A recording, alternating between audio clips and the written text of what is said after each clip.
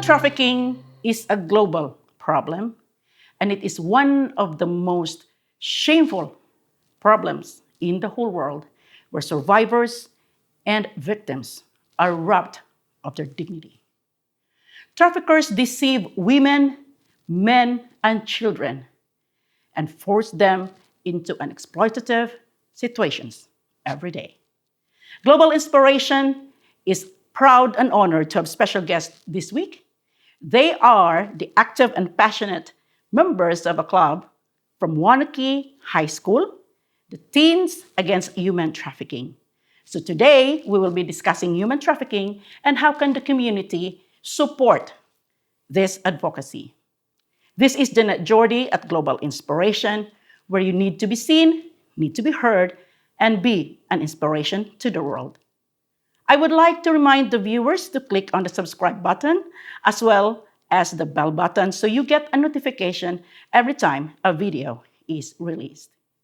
Global Inspiration is so proud to have teens today with us. They are Emily Cutter and Olivia Laubs.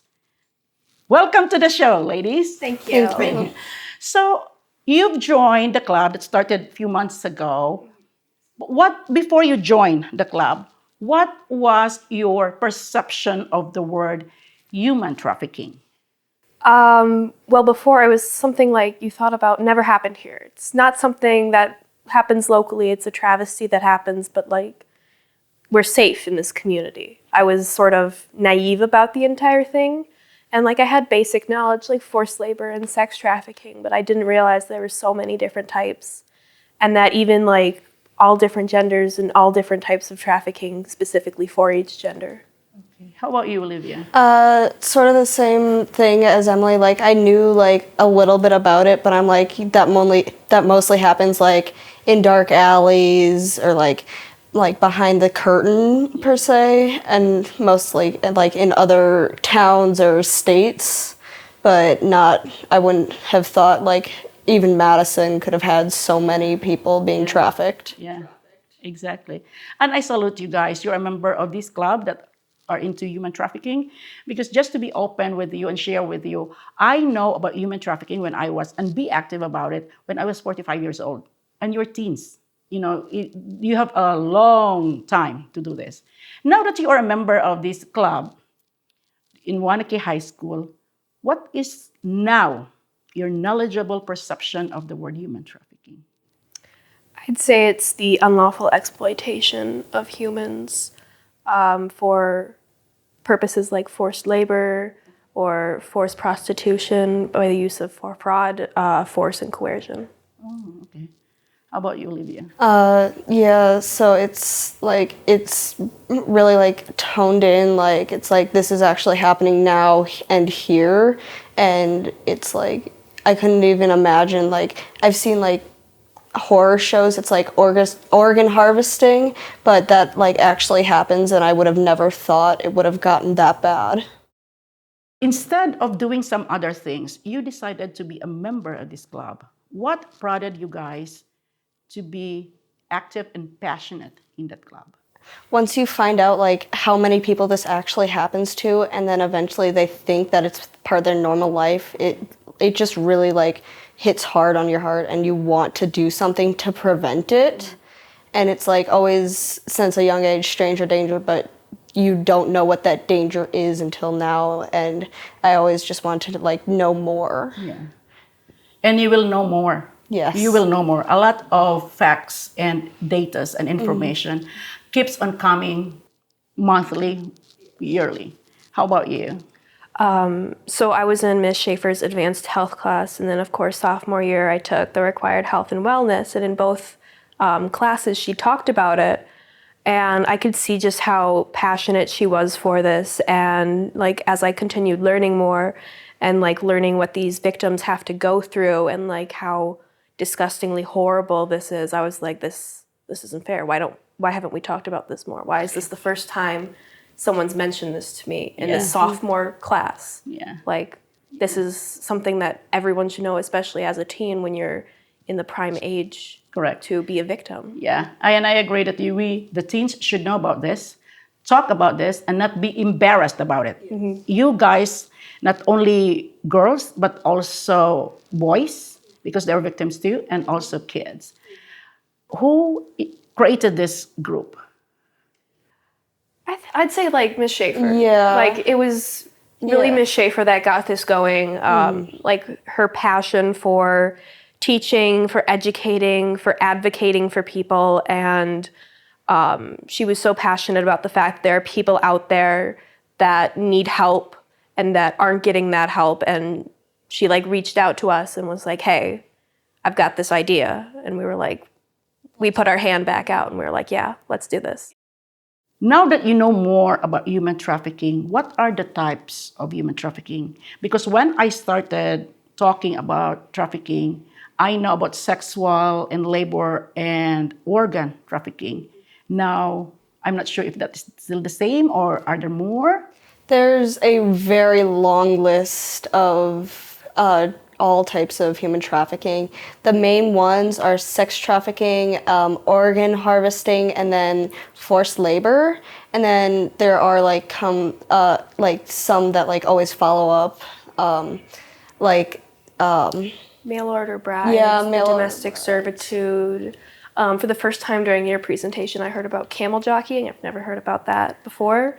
And then there's just like so much that people are exploited for. And like, I'm sure in the future there'll be more different types as society progresses, but it's What needs to be done to minimize or eliminate human trafficking? I think that in general, first, there needs to be a lot more, people need to be talking about it, and the correct people need to be trained. Like people that come into the contact with the public often, not just doctors and nurses, but like people who work at gas stations, because they get lots of people coming through every day, especially if you're on an interstate or a busy highway. You'll get people stopping just in to use the bathroom or get something to eat, and you might see someone being transported when they bring them in. And like people who work at convenience stores, like managers, they should know that and like know the signs and teach their employees like, hey, look out for this. We get a lot of traffic of lots of different customers, and you need to know the signs so we can help save people if that's needed. And I can really see in you when you talk and when you look at me, the passion you have for human trafficking. How about you, Olivia? Yeah. So we like really need to like start talking about it at like a younger age, especially teens, because like most people are like starting to have a lot more freedom, and they can go like normally like if they have their own vehicle, they'll like go farther away from home. And then that's like the prime time for them to like possibly get trafficked. So we need to start educating. And then like you said before, we need to have associate it with not being like embarrassing. We need to have people be comfortable in order to report it if they see it or if they know it happened to someone or themselves even. Yeah, I agree. We need to talk. And in fact, we need to create noise. Because if you will just keep on talking and then people will not listen to you, you have to create noise that this is not okay. Human trafficking is not okay. I know about this club in February. I walked into one of the cafe here in Waunakee, and when I opened the door of the cafe, I saw 3 teenagers sitting there, and it says Teens Against Trafficking, against human trafficking. So I walked to the table and I asked them, and Emily, who is your leader? I want to talk to your leader because I know I can help the group. And it's good I did that because the relationship now is blossoming, it's developing, it's growing to the right way, into the right direction. So now that you are members of the club, how do you see the club 2, 3, 5 years from now? Maybe you are already graduate by then, but how do you see the club? I really hope that it gets a lot more people in, and so we can get more information to more students.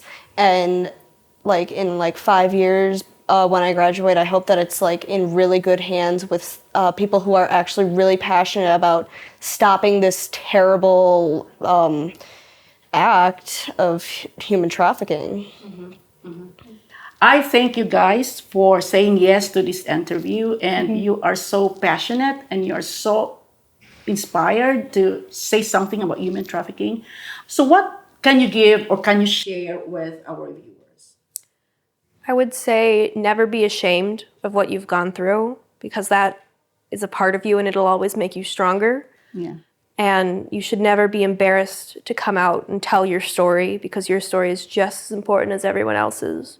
You're never too young to learn. You're never too old to learn. And advocate. Advocate for people who cannot advocate for themselves. I agree, totally agree. How about you, Olivia? Yeah, I would say the same thing. Just come forward. Like, if something happened to you that you don't believe should have happened to you, or that you feel uncomfortable with, you need to speak out about it. Tell like someone that can change it, or do something to start changing it, and then that it is now part of you, but you need to accept that and learn from what has happened to you and grow off of that. Yeah. Thank you very much, Emily and Olivia, and I appreciate you stopping by for this short interview.